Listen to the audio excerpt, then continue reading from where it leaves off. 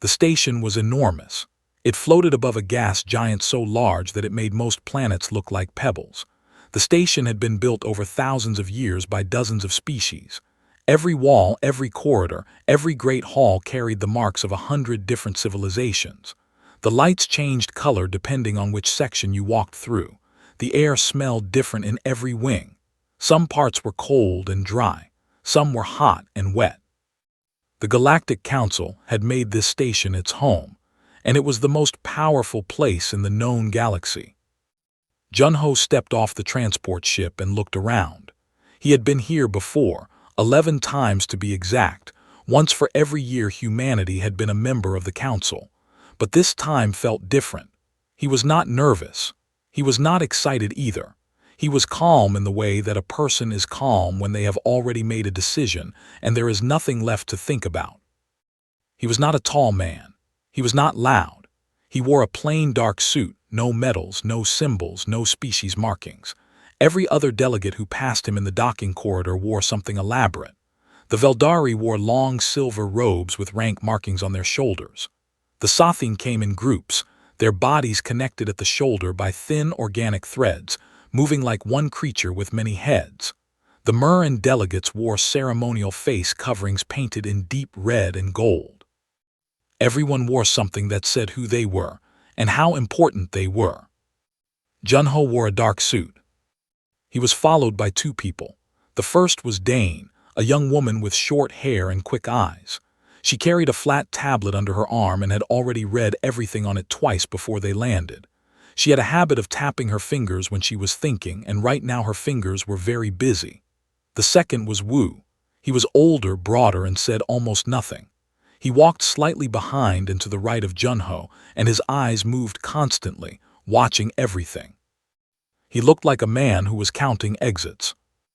They were shown to their assigned quarters, which were the same small rooms in the same secondary wing they had been given every year. The rooms were fine but clearly not important. The Veldari had an entire floor. The Sothin Collective had a pressurized wing built specifically for their atmosphere. Humanity had 3 rooms and a window that looked out at a maintenance dock. Dane dropped her bag and opened her tablet. "The session starts in 4 hours, she said. "I know," Junho said. "The agenda has the boundary dispute listed as the first and only main item. We're listed as observers. No speaking rights unless we formally request the floor." "I know that too," he said. Wu said nothing. He stood near the window and looked at the maintenance dock. The Grand Hall, when they entered it, was overwhelming.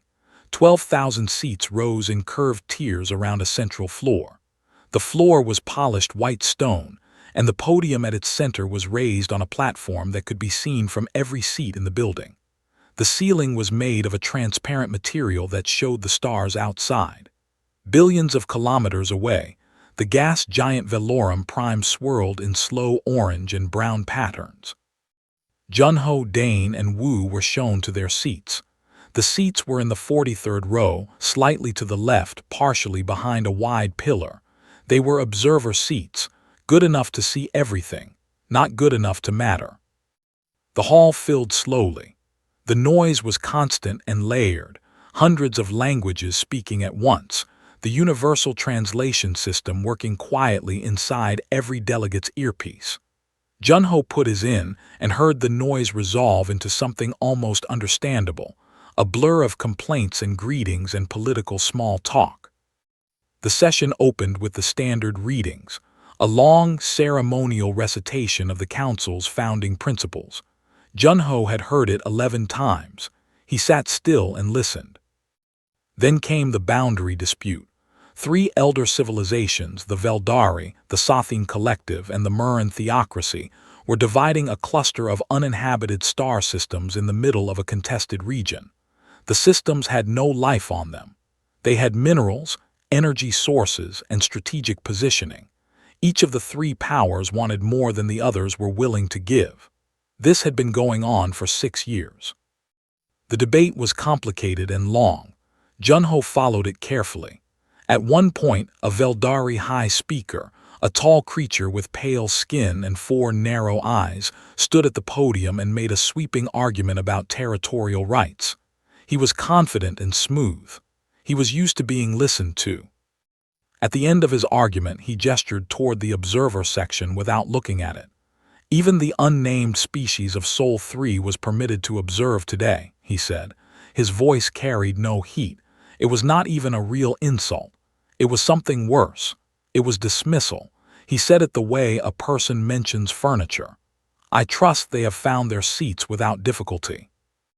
The hall rippled, not with anger, with laughter. Soft, layered, alien laughter from 1,000 throats and vocal organs and sound-producing membranes. It moved through the tiers like a small wave. Junho did not move. He did not change his expression. He did not look at Dane or Wu.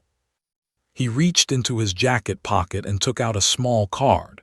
He wrote 4 words on it. Then he folded it and passed it sideways to Dane without looking at her. Dane took the card.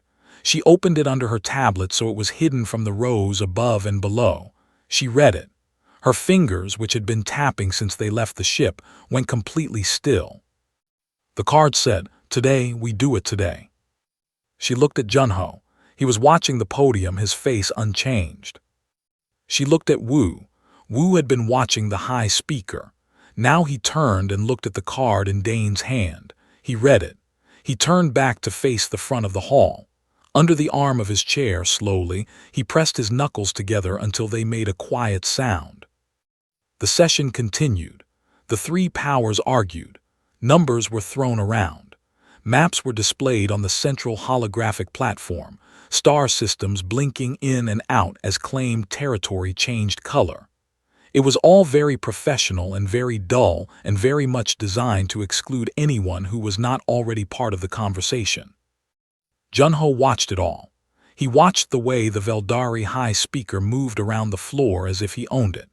He watched the Sothine delegates communicate in their clustermind shorthand, their shoulders barely moving. He watched the Murran representatives sit like statues, their red and gold masks unreadable.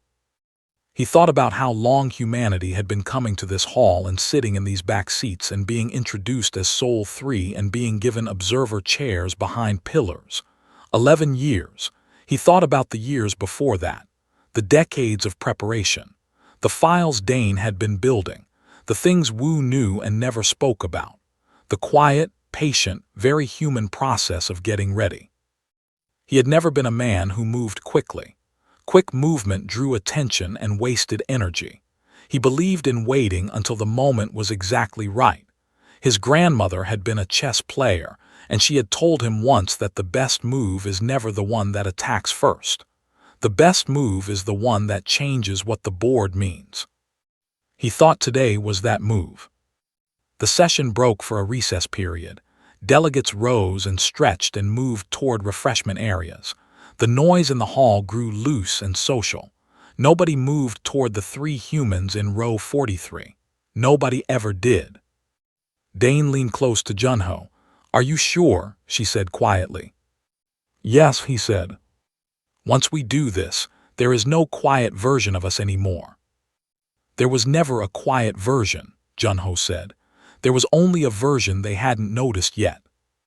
Dane sat back. Her fingers started tapping again, but it was a different rhythm now, faster, like something counting down. Wu looked at the podium at the center of the white stone floor. That was where it would happen. That was where everything would change. He had waited 6 years for this.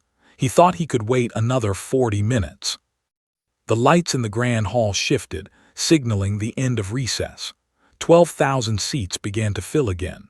The stars turned slowly above the transparent ceiling. Velorum Prime swirled in the dark. Junho straightened his jacket. He looked at the podium. Then he looked at Dane and gave her a small nod. She opened her tablet and began preparing the formal request for floor access, the one that had been written and rewritten and perfected over the last 3 years, the one that said, in perfect council legal language, that the delegation of Sol 3 wished to speak. The request appeared on Speaker Orth's console like a small, unimportant notification. He looked at it the way a person looks at a fly that has landed on the edge of their plate. It was not dangerous. It was not interesting. It was simply there, and it had to be dealt with before the session could continue properly. The request was from the Sol 3 delegation.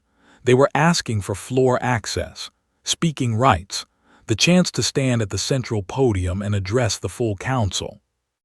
Orth leaned toward his aide, a thin Veldari with careful eyes, and said something quietly. The aide nodded and sent back a standard confirmation. The request was approved. It was technically required to be approved. The council charter granted floor access to all member species. No one had ever thought to restrict the rule because no one had ever imagined that a species as new and as unimportant as the humans would actually use it. When the confirmation arrived in Dane's tablet, she exhaled slowly. "We have the floor," she said. Junho stood up. He walked down from the 43rd row through the long, curved aisle, past delegates from dozens of species who glanced at him with mild curiosity or no interest at all. He was short and plainly dressed, and he moved without hurry. By the time he reached the bottom of the aisle and stepped onto the white stone floor, the hall had already started to settle back into a quiet murmur. A few delegates checked their information screens to see who was approaching the podium. Most saw the designation Sol 3 and looked away again. Junho walked to the podium. He stood there for a moment, looking out at 12,000 seats. The lights were strong and the hall was very large. He had practiced this in a room in Geneva for 2 years. He had practiced it in his head for longer than that. He placed both hands on the sides of the podium and looked up at the tiers. He began to speak.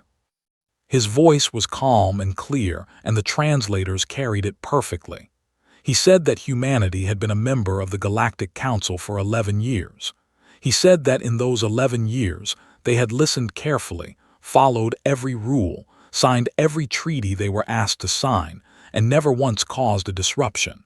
He said they were grateful to be part of the council. He said he meant that sincerely. Then he said that in 11 years he had noticed something. He had noticed that his world had never once been referred to by its name, only by its coordinates. Sol 3, a location, a designation, a number in a catalog. He said he would like to fix that today. He said the word. Orth. The translators processed it.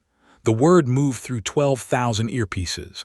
It was a simple word, short, 1 syllable.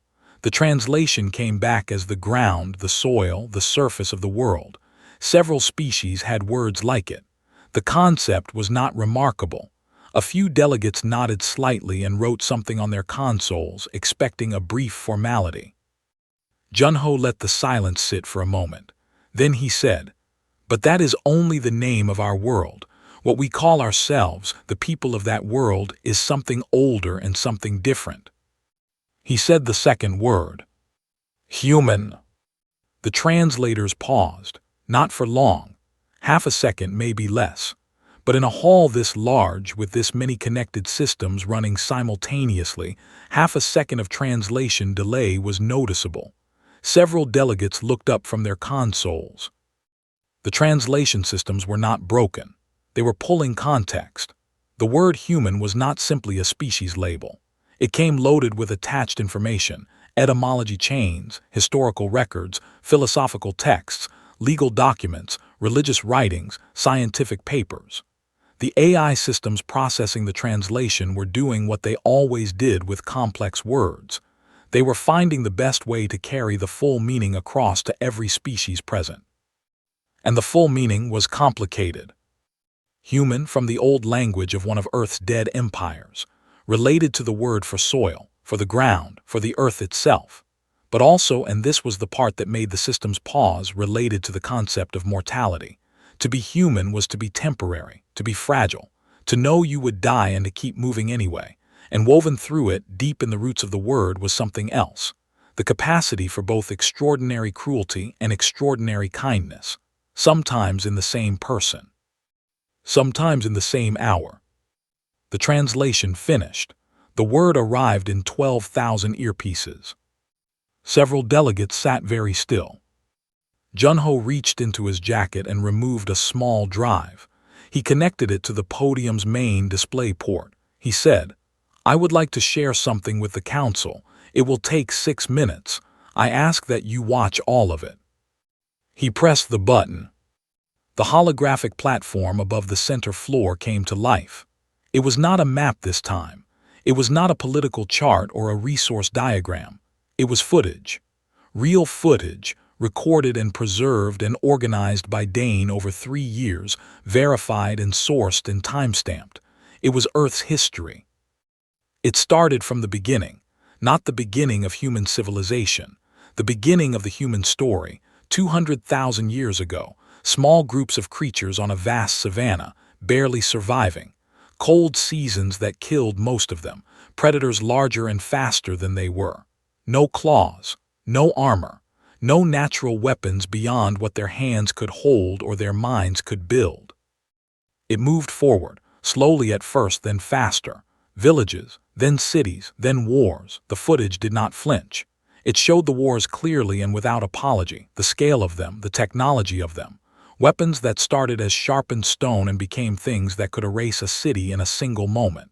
It showed the plagues, diseases that moved across continents and killed one in every 3 people and still did not stop humanity from rebuilding. It showed the famines, the floods, the years when the sky itself turned dark from fires humans had set, accidentally or on purpose. It showed the things humans did to each other, the cruelties, the systems of oppression built by some humans over others, lasting for centuries, then torn down, sometimes slowly and sometimes violently, by the very people who had been crushed under them. And then it showed the other side, the hospitals built in the middle of wars, the people who ran toward burning buildings to pull out strangers, the scientists who spent their entire lives working on cures for diseases that would kill millions of people they had never met, the teachers, the builders, the ones who kept records so the ones who came later would know what had happened and could try to do better. It showed the moment humans first left their planet, a small metal vehicle barely larger than a bedroom, launched on a controlled explosion into empty space. The crew inside were 3 people who knew there was a real chance they would not come back. The footage caught one of them laughing just before launch, not from fear, just laughing, because it was extraordinary and they were there for it. The 6 minutes ended. The hall was silent. Not politely silent, not the silence of an audience waiting for the next speaker. It was the silence of 12,000 creatures who had just seen something they did not know how to organize inside their minds. Somewhere in the upper tiers, a Sothine delegate turned its many-threaded body toward the cluster beside it. Its communication was internal and fast, but the words, later recovered from a council session log, were simple. They did all of this to themselves, and then quieter, and they are still here. Speaker Orth sat at the head of the council floor. He had been in this chair for 40 years. He had seen wars declared from this hall. He had seen species vote to abandon entire star systems. He had mediated disputes that lasted decades. He was not a creature who was easily moved. But he was gripping the edge of his dais with both hands, and he did not realize he was doing it.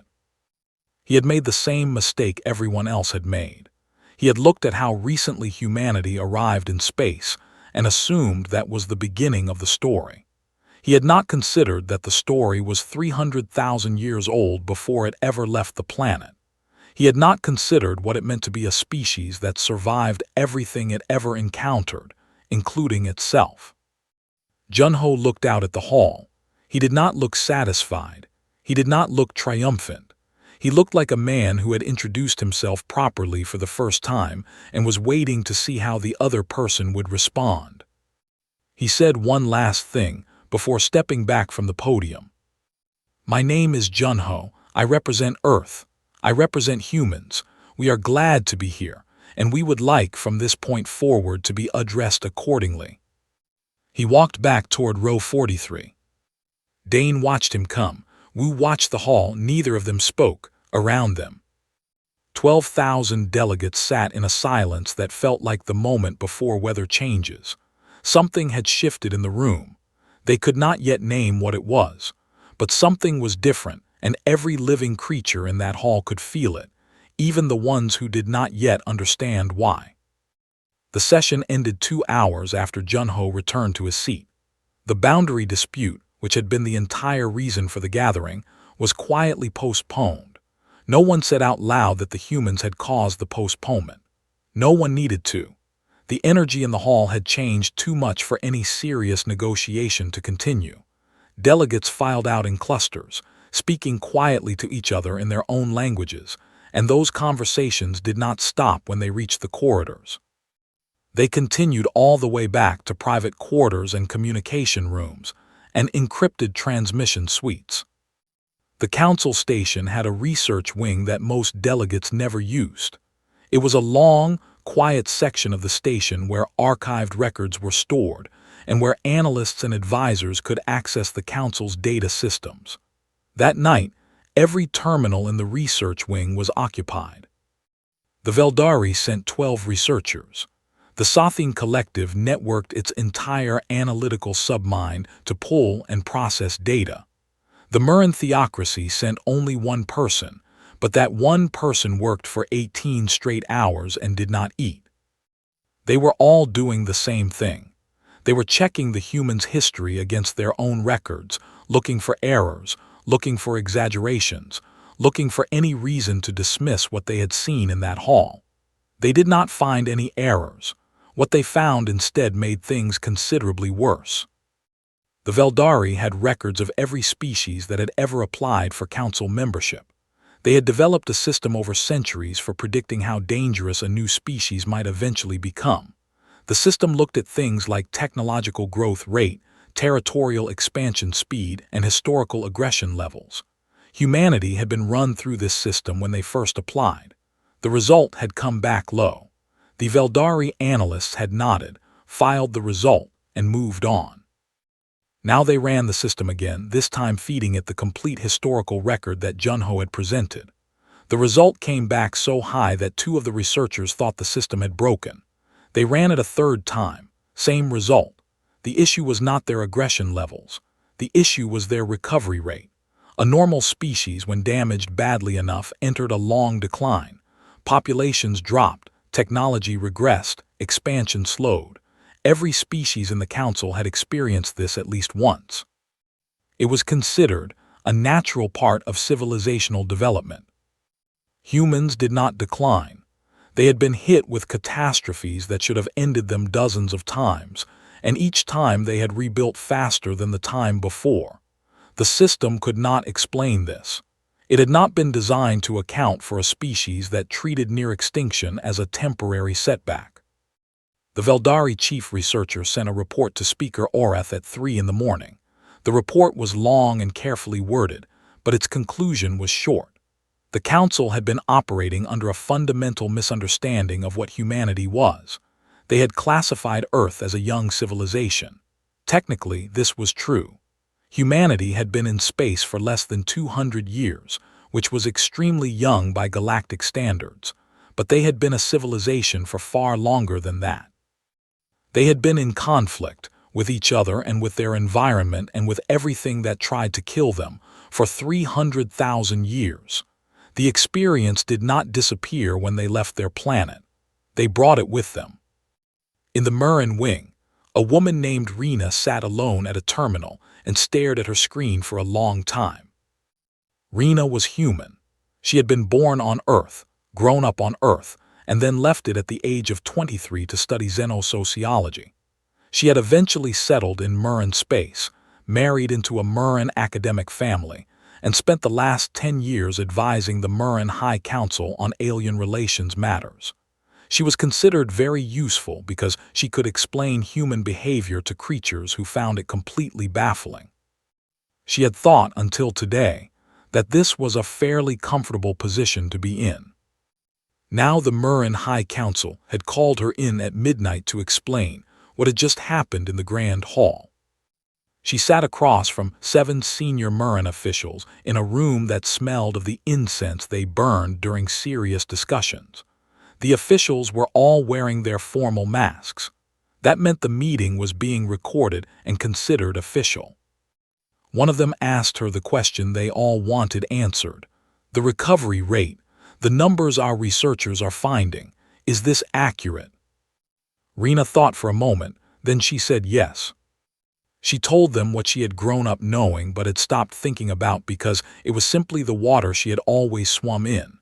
She told them that humans did not have a cultural concept of permanent defeat. They had the concept of losing. They had the concept of being destroyed. But they did not have the concept that losing meant it was over. Every story they told each other, from the earliest ones scratched onto cave walls to the ones broadcast across global networks, carried the same basic shape. Something terrible happens. The person it happens to keeps going anyway. That was not propaganda or mythology for humans. That was simply how they understood life to work. The Murren officials listened carefully. One of them asked, "How did we not know this?" Rena said, "You never asked us our name before." The room was quiet after that. In a different part of the station, Wu was awake. He had barely slept. He stood in the small room he shared with a monitoring console that most people would have assumed was standard communication equipment. It was not. It had been installed by a council station maintenance worker named Hana 6 years ago, before anyone was paying attention to the humans enough to wonder what their maintenance worker was doing. Wu was receiving transmissions from Earth, short, encrypted, fast. He decoded them one by one, read each one, and set them aside. Earth's Unified Strategic Command had been watching the session via the quantum stream broadcast. They had seen the presentation. They had seen the silence in the hall. They were ready. Wu typed back a single response. It was 3 words, "Proceed as planned." He set the console to standby and sat back. He looked at the wall. He thought about the Veldari High Speaker who had made the joke about the unnamed species from Sol 3 that afternoon. He thought about the laughter that had moved through the hall like a small wave. He thought about how that moment would look in a historical record someday, and what kind of footnote it would be. He almost smiled. The next morning, Dane arrived at the research wing early, before most of the council's regular analysts had started their shifts. She had requested access to one of the smaller meeting rooms, which had been granted without question. Nobody thought much about a human delegate using a meeting room. Nobody thought much about humans at all, as a general habit. The meeting room filled slowly over the next hour. The delegates who entered did not come in official robes or with large entourages. They came quietly, 1 or 2 at a time, wearing their ordinary daily clothes. They were delegates from smaller civilizations, species that had been council members for a long time but had never had seats at the big tables, species that had signed agreements they were not fully happy with because the alternative was to be excluded entirely. They had been watching humanity from the same back rows for 11 years, and they had been watching the presentation from the day before with a different kind of attention than the elder powers. Dane greeted each one. She offered them water, which was a human custom that some of them found strange and some found touching. When the room was full, she opened her tablet and began to talk. She did not talk about the presentation. She did not talk about Earth's history or humanity's resilience or any of the things that had filled the research wing discussions the night before. She talked about something very specific. She talked about the treaties humanity had signed in its first 11 years of council membership. She showed them, one clause at a time, how many of those treaties had been quietly unfavorable to Earth, trade routes that benefited the larger powers, resource agreements that gave humanity access to lower-grade materials while elder species kept the high-value deposits, boundary agreements that left human expansion corridors narrow and easily blocked. None of it had been illegal. All of it had been done in the normal way of large powers dealing with small ones. Sign here. This is the standard arrangement. Several delegates in the room were nodding before she finished. They had signed the same kinds of documents. They knew exactly what she was describing because they had lived it for much longer than 11 years. Then she showed them the second file, the one Wu had cleared for release that morning, after the transmissions from Earth came through. She set it on the table in the center of the room and let them read it at their own pace. It was a readiness file, Earth's military status, the number of vessels, their classes, their positions, the technologies they carried. It had all been built quietly over decades, while humanity sat in back rows and signed unfavorable treaties and let the galaxy assume they were still finding their footing. The room was very quiet for a long time. One delegate, a small pale creature from a water world in the outer systems, looked up from the file and said, "How long have they had this?" Dane said, "Long enough." The delegate looked back at the file, then it said quietly, almost to itself, "They were never lost, they were waiting." Dane did not confirm or deny that. She just picked up her tablet and moved to the next item on her list. There was still a great deal of work to do before the next session, and she had never been someone who wasted time. The inner chamber of the Galactic Council was not shown on any public map of the station. It was not mentioned in the official session schedules. It had no designation in the standard directory. It existed in a section of the station that was listed on maintenance logs as a ventilation management corridor, and it had been used for quiet, off-record meetings by the Council's most powerful members for over 300 years. 21 delegates gathered there the morning after Junho's presentation. They represented the 7 oldest and most powerful civilizations in the Council. They were not in ceremonial dress. Some of them had come in what passed for casual clothing among their species.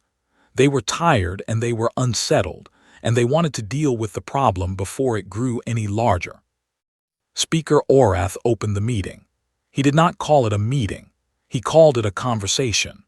That was the kind of language used in rooms like this, where nothing was officially decided and nothing was officially recorded, but where most of the real decisions about galactic politics were actually made.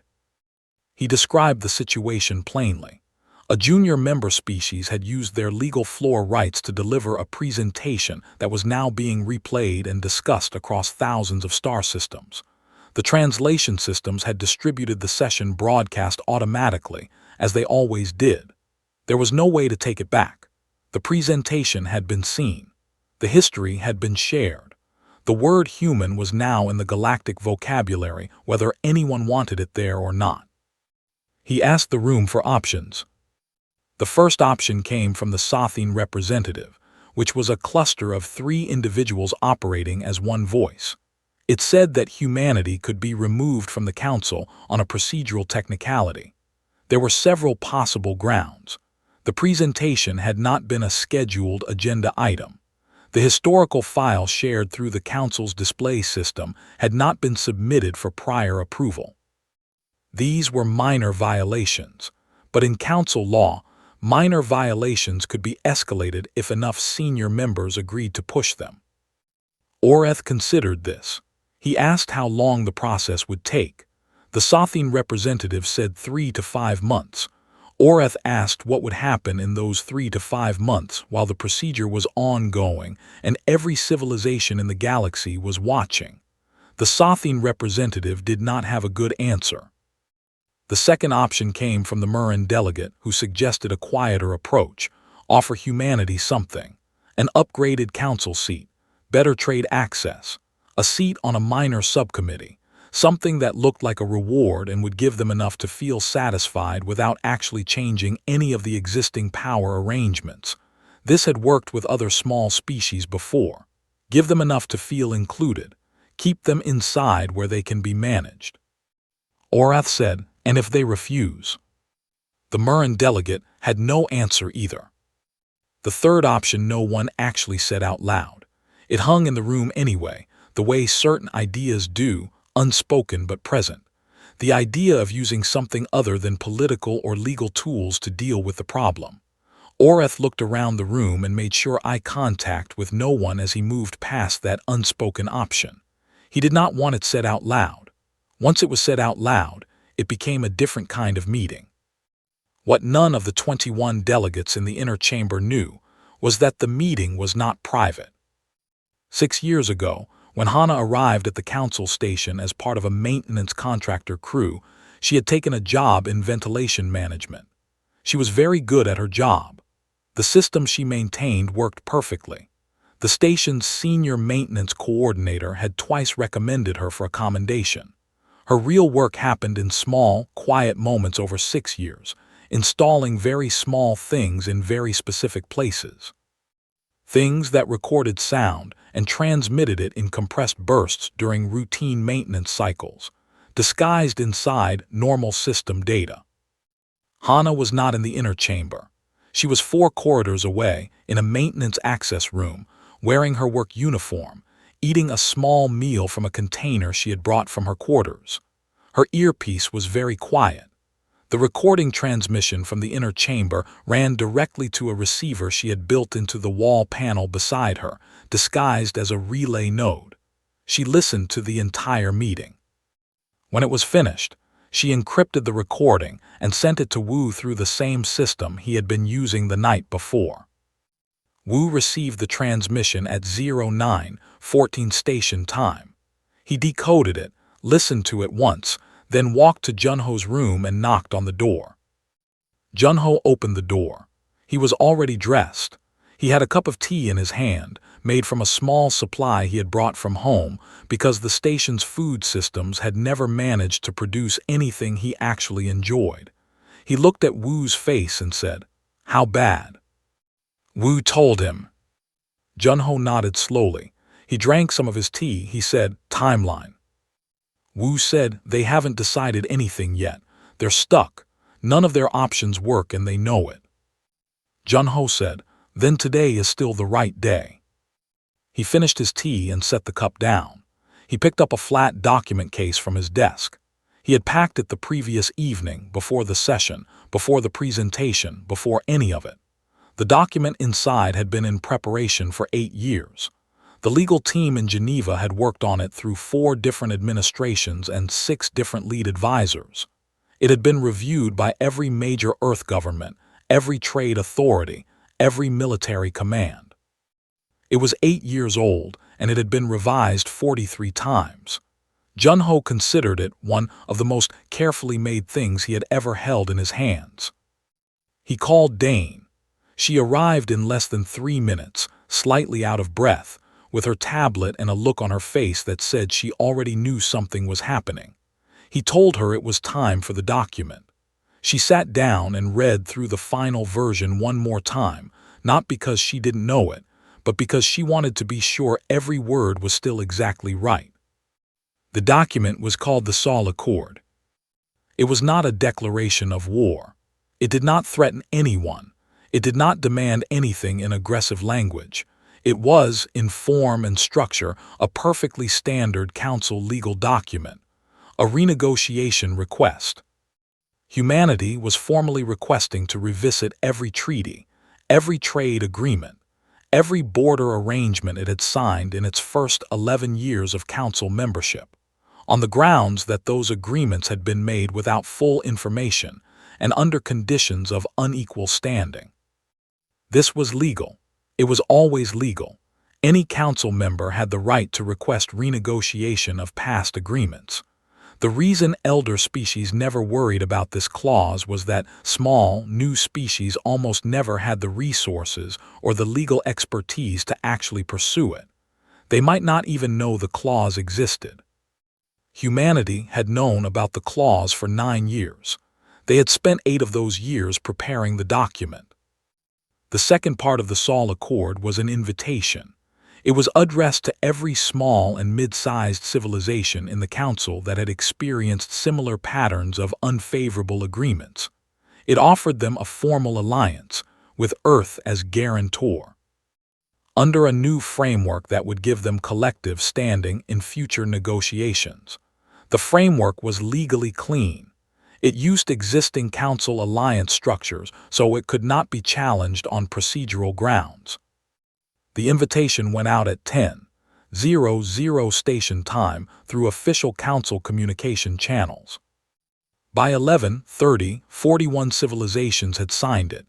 Dane had expected 30 at most. She stared at her tablet and counted again. 41. Then a 42nd while she was counting. Then a 43rd by the time Junho looked over her shoulder. At noon, Junho formally delivered the Saul Accord to Speaker Orth's official office. He delivered it in person, quietly, with no ceremony. The aide who received it looked at the cover page, then at Junho, then back at the cover page. Junho thanked him and left. At 14:00, Orth requested a direct meeting with Junho, not in the inner chamber, in one of the official small conference rooms used for real, recorded diplomatic conversations. Junho accepted and arrived exactly on time. Orth was already seated. He was a large creature, pale and composed, with the careful stillness of someone who had spent decades learning to show nothing. He looked at Junho for a long moment before speaking. Then he said, "What is it that your people actually want?" Junho sat down.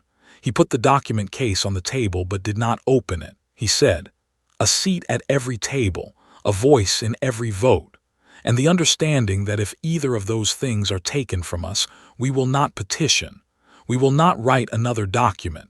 We will remember who we are and what we have always done when cornered." Orth was quiet. Junho waited. Outside the conference room window, the gas giant Velorum Prime turned slowly in the dark. Its colors moved in long, slow bands. It had been turning for billions of years. It would turn for billions more. The small political arrangements of small mortal species were, in the scale of such things, very temporary. Orth thought about the recovery rate in the Veldari research report.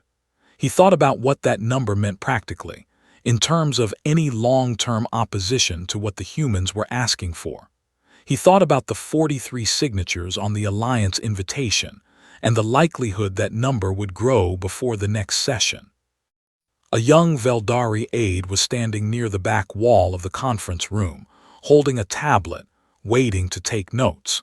He had not been in the inner chamber that morning. He had not read all the research reports.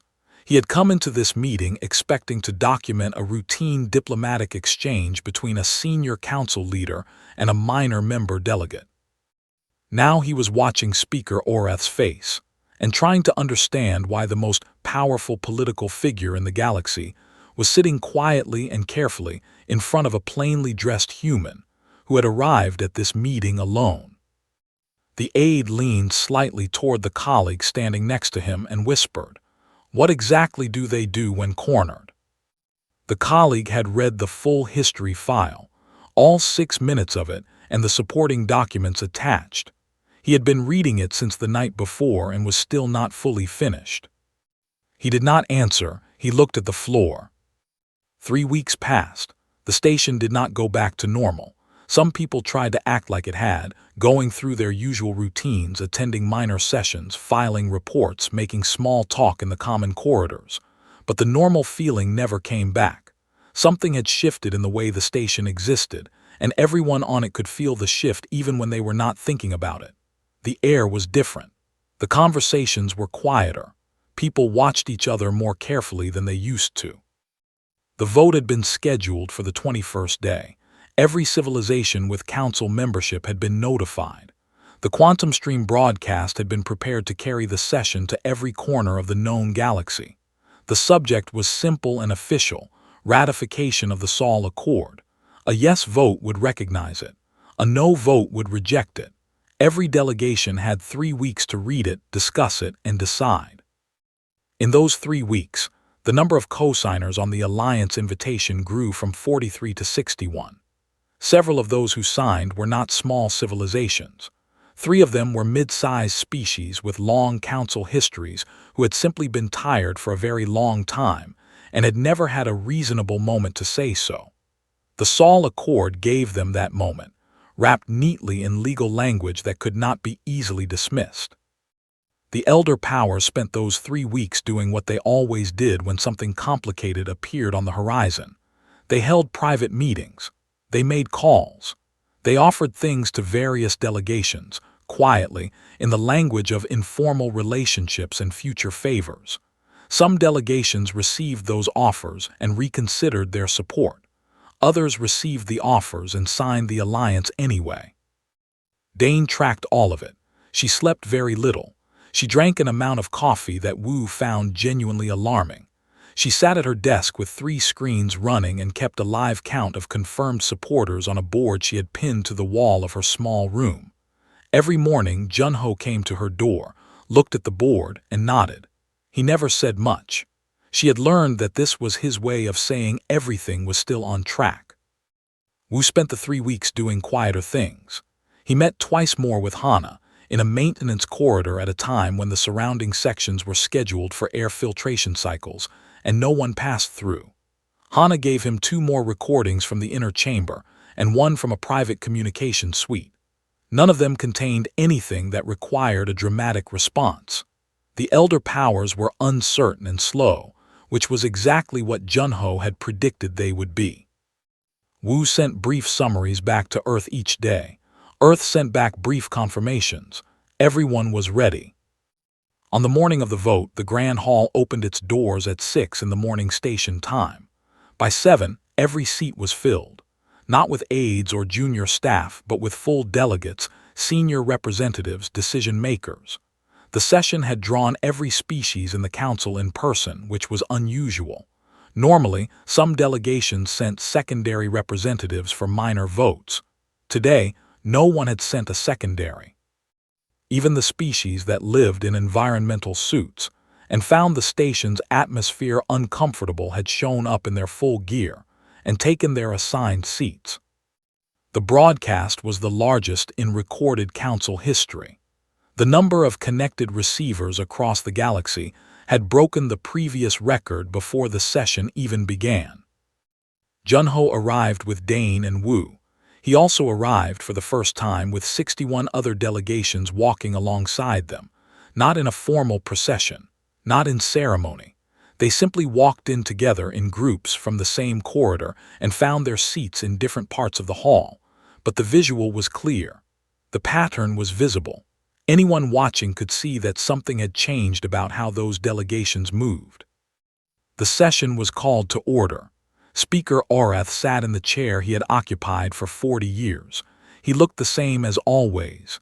His face showed nothing. His voice when he called the session to order was the same measured, formal tone it always was. Whatever he was thinking, it was not visible. The elder powers moved quickly at the start. It had been decided among them the night before to make one final attempt before the vote.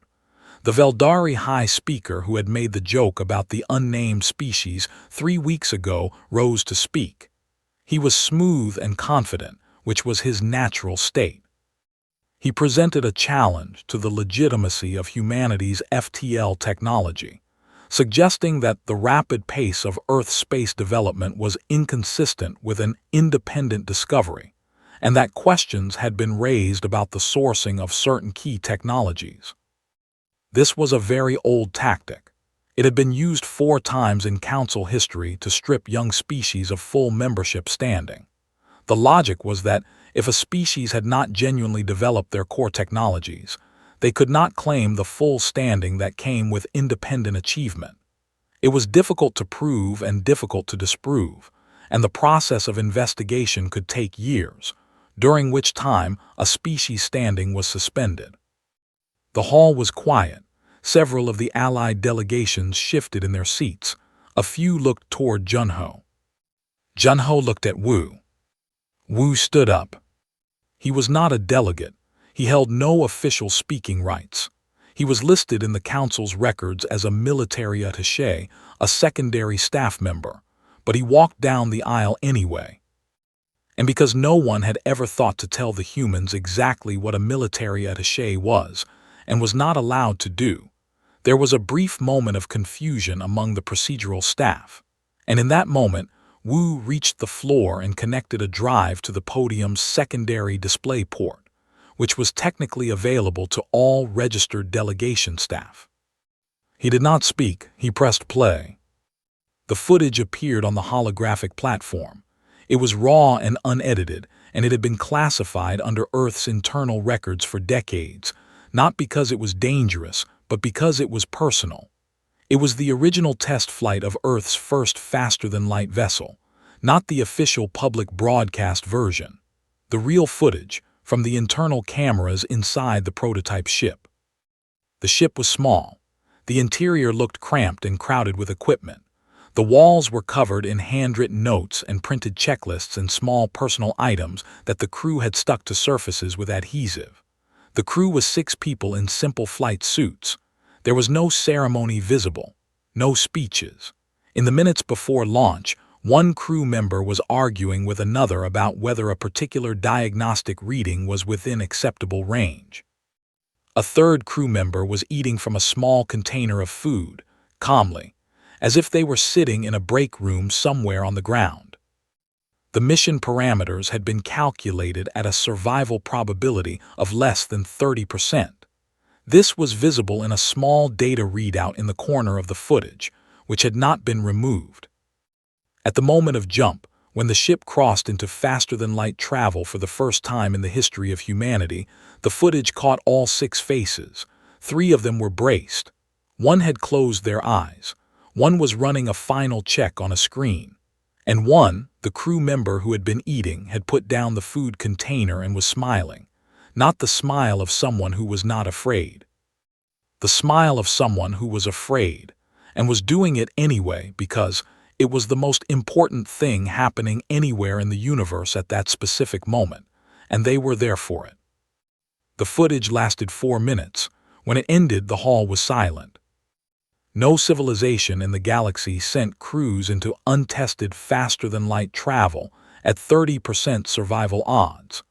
The standard threshold for any approved deep space mission was 92% minimum. The concept of launching 6 living beings into a technology that was more likely to kill them than not, with no external pressure forcing them to do it, and having them smile about it, was so far outside the normal parameters of what the galactic community considered rational behavior that it did not fit into any existing category. The Veldari High Speaker sat down slowly. He did not withdraw his motion formally. He simply sat down and did not speak again. The vote was called. It was not close. The Saul Accord passed with the support of 61 allied civilizations plus 17 others who had not signed the alliance but voted in favor. The final count was not a narrow margin. It was a clear statement. The accord was ratified. Humanity received permanent voting seats on every major council subcommittee, full sovereignty recognition for Earth's expansion corridors, and formal, official, recorded galactic recognition under its chosen name. The name was read into the official council record by a session recorder in a careful, measured voice. Earth, humans. The words were now part of the permanent archive of the Galactic Council.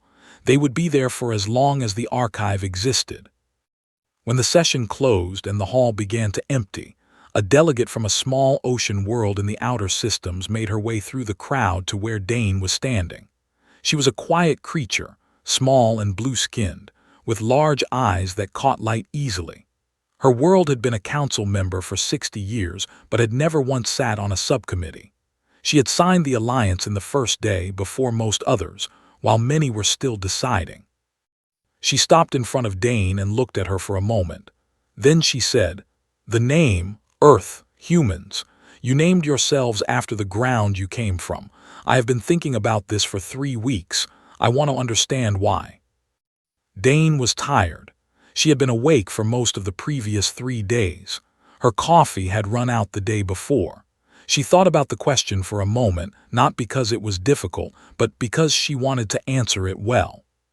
She said, "Because no matter how far we go, we remember what it felt like to be standing on it, afraid, cold, small, surrounded by things that wanted to kill us, and choosing to get up anyway." The delegate looked at her for a long time. Then she turned and walked away without saying anything else. But her posture was different as she left. Something in the way she held herself had changed, quietly, in the space of a few seconds. Junho stood near the edge of the floor. The session was over. The hall was emptying. He watched the delegates move toward the exits in their ceremonial robes and their environmental suits and their clustermind formations. He watched the Veldari leave in a group, talking quietly among themselves. He watched Orth walk out through the private door at the back of the head tier, flanked by his aides. Orth did not look back. Wu came to stand beside him. Neither of them spoke for a while. The last delegates were filtering out. The lights in the hall were shifting to post-session mode, a softer and lower setting. Wu said, "They'll try again. Different approach, but they'll try." Junho said, "I know." Neither of them seemed particularly troubled by this. Junho reached into his jacket pocket and took out the small card he had written on 3 weeks ago. He looked at the 4 words he had written. "Today. We do it today." He folded it once and put it back in his pocket. He looked around the grand hall one more time. The 12,000 seats, the white stone floor, the transparent ceiling showing the stars and the slow-turning colors of Velorum Prime far below. He thought about a small wet planet at the edge of the Orion Arm. He thought about everything that planet had been through, everything it had burned and buried and rebuilt, everything it had survived and everything it had done to itself, and the fact that it was still there, still turning, still producing people who would get into untested ships with 30% survival odds and smile at the moment of launch. He thought that this was, all things considered, a very good day. 61 civilizations across the galaxy were that night updating their records, quietly, carefully, officially. In archives that had listed them as Sol 3 for 11 years, a new entry was being written. Not a coordinate, not a designation, not a number in a catalog. A name, the way it had always been meant to be written, the way it would be written from now on, in every record, in every document, in every reference across the known galaxy. Earth.